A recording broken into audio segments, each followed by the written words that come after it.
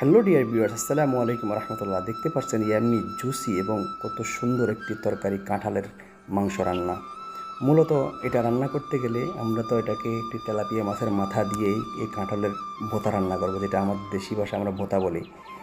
তো এখন তেলাপিয়া মাছের মাথা দেওয়া হয়েছে, আর সাথে হলুদ, মরিচ, লবণ, জিরার গুঁড়ো, পেঁয়াজ এবং তেল দিয়ে তারপর পানি অ্যাড করে এগুলোকে কষানোর জন্য দিতে হবে। কেননা আমরা আগেই কাঁঠাল থেকে বিচিগুলো আলাদা করে পরিষ্কার করে রেখেছি।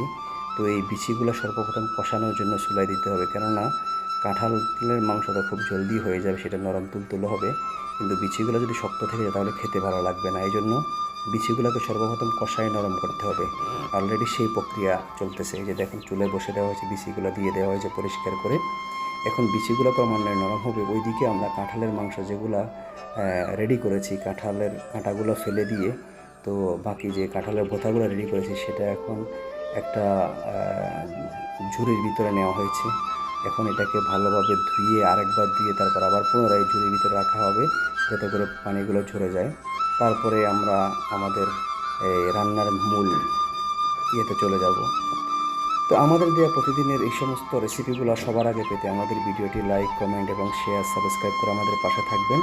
তাহলেই আমাদের দেওয়া সমস্ত ভিডিওগুলো সবার আগে আপনি পেয়ে যাবেন। এই যে দেখুন, পরিষ্কার করার পর এখন আবার পুনরায় সেই জাঁজুরের ভিতরেই এই কাঁঠালের মাংসগুলো নেওয়া হচ্ছে।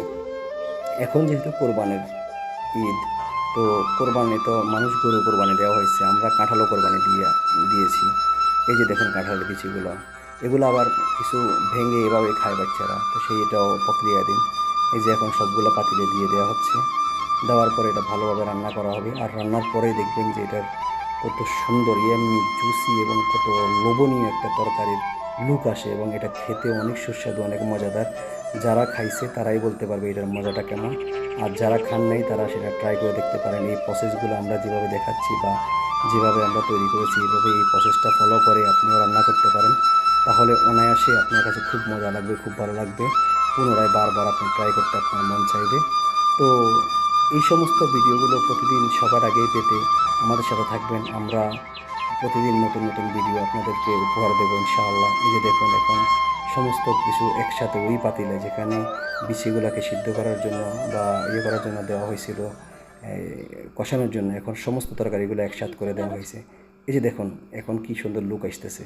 দেখুন অলরেডি হয়ে গেছে। এখন এখানে পেঁয়াজ, এই যে রসুন এবং পেঁয়াজ ভুনা করে তারপরে তেল মারা হয়েছে।